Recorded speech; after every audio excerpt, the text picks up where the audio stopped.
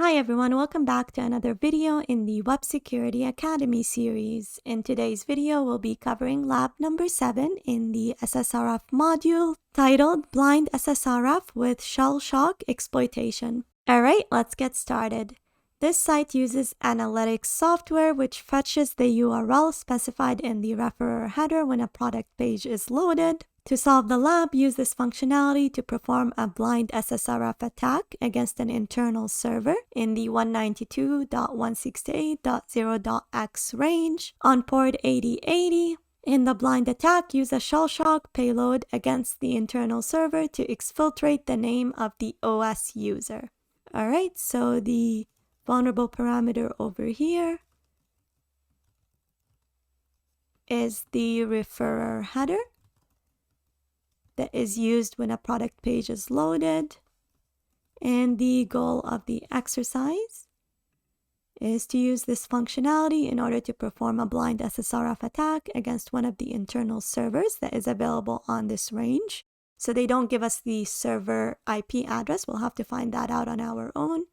And then we're going to use the blind SSRF attack in order to conduct a Shellshock exploit against that internal server and exfiltrate the name of the OS user. And that shows remote command execution. So let's paste this over here. That's a pretty big goal. And let's create an analysis section. All right, let's access the lab. This might take some time. In the meantime, what we're going to do is we're going to open up Burp Suite Professional. And one thing I forgot to read in the exercise is the note that says, to prevent the Academy platform from being used to attack third parties, our firewall blocks interactions between the labs and arbitrary external systems. So to solve the lab, you must use Burp Collaborator's default public server, burpcollaborator.net. So you can't use your own C2 server in order to complete this lab. You do have to have a professional version of Burp. So let's click on Next, Start Burp. Click OK and put it over here. And let's go back to the exercise. Alright, so this is the same application that we saw in the previous exercise. And so we already know which parameter is vulnerable. So instead of looking at that for now, what we're going to do is we're going to take this a step further and talk about an extension that could help you with finding blind vulnerabilities. So not just SSRF vulnerabilities. And that extension is called Collaborator Everywhere. And it's amazing. What it does is it sends non-malicious payloads to parameters. So it fuzzes the application and sees if the collaborator server gets pinged. And if it does get pinged, that means that the parameter is vulnerable to some kind of blind vulnerability. So in order to get this working, what we need to do is we go to Target and let's say Cancel. And add our application to scope. So we haven't loaded up our application in Burp yet. So let's do that and click, let's say View Details. And set Intercept to Off. All right, so we're going to right click this and add to scope. Hit Yes. And now every time I visit any page in the application, it should be fuzzing that in the backend. So let's click Home. And then View Details. Look at this one. And here we go. See, it says you've got a collaborator ping back. So let's look at this over here. And it's in the referrer header and the user agent, which is perfect. So if we look over here, the request that was performed was on the product page where it takes in a product ID and the collaborator domain was added in the user agent. So this way you don't have to test it manually yourself. The extension will test it for you on all the pages that you visit when you're mapping the application. All right, this is perfect. So we already know that this is vulnerable to a blind-based SSRF vulnerability. So let's send it to repeater. And we notice over here, it's not just the referrer header that is vulnerable, but it's also the user agent. So in the previous lab, we successfully showed that it's vulnerable to SSRF, but we didn't show impact of the SSRF vulnerability. And so I see this a lot in the bug bounty world where you show that something is vulnerable to blind-based SSRF vulnerability, but the impact is nothing. And so the vulnerability gets rejected. And that's why it was really nice to see that Portsfigure included this lab to show impact of SSRF vulnerabilities. And the way we're going to do that is by using a blind-based SSRF vulnerability in order to perform a Shellshock exploit in the user agent. So Shellshock is a vulnerability that I believe came out maybe in 2014 if I'm not wrong, and it's a vulnerability that allows you to get remote code execution on the server that is vulnerable. And the reason it allows that is because there's improper validation of user input, which is the root cause of pretty much 90% of the web vulnerabilities. And so we're going to do that by adding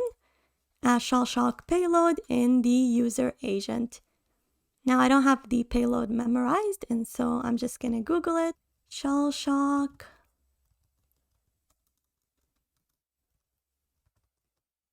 If I can spell that correctly. Shellshock user agent. And hopefully we get some good results. So let's click on Cloudflare, go down, and here we go. So this is the payload. If you've never heard of this vulnerability before, you should read up on it before performing this exercise. So this is what was added in the user agent. So let's copy this and put it in here. Paste it. Now I don't want to eject a disk. Instead, I want to do an NS lookup on the name of the OS user for that server and my collaborator domain. So I haven't written it over here. Let's go back, burp, collaborator client, copy to clipboard, put it in here. That's my collaborator domain that will be used for the attack, and we'll put it in here, paste.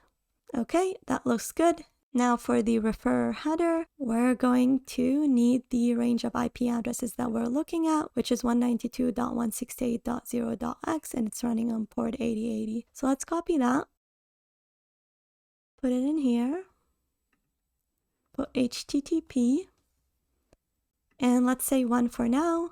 It's running on port 8080. Perfect. And hit send.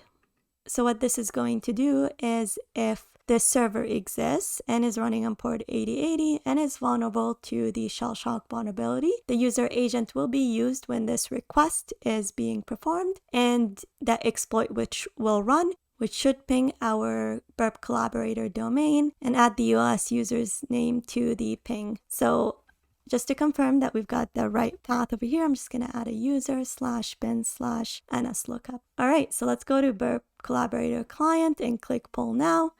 We don't get anything. It's probably because there is no web server on .1. Now we have to try all the different IP addresses from 1 to 255 in order to see if there is a web server on that IP address, and if there is it vulnerable to Shellshock. So to do that, we're going to send it to intruder.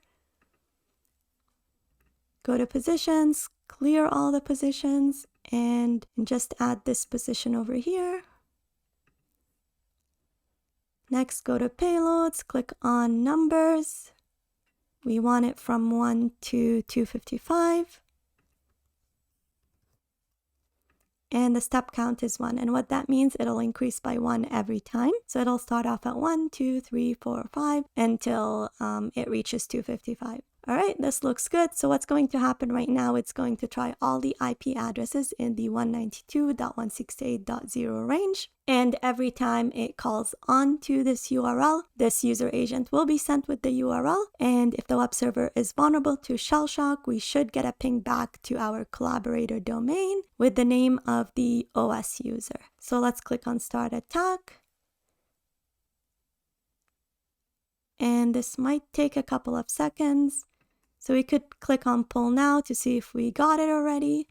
We haven't, so it might have not reached the vulnerable IP address. And here we go. So we got a DNS lookup. It must have been from the higher ones because we didn't get it before. So if you click over here, you could see that the name of the OS user is Peter. And this is how you gain remote code execution on the server. All right, so to complete the exercise, what we're going to do is click on Submit Solution and put the answer to be Peter. Click OK. And it says it's incorrect, which is weird.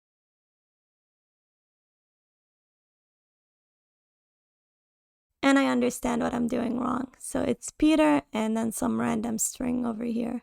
So it's everything that is before the dot because that's how we put our exploit. So we added it as a subdomain of our burp collaborator over here. So that's my bad. Let's copy this entire thing and see if it works.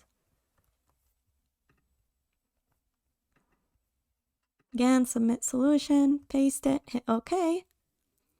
And here we go. It says, congratulations, you solved the lab. So now you might be wondering, well, Shellshock has been reported since maybe 2014. Why is this web server vulnerable?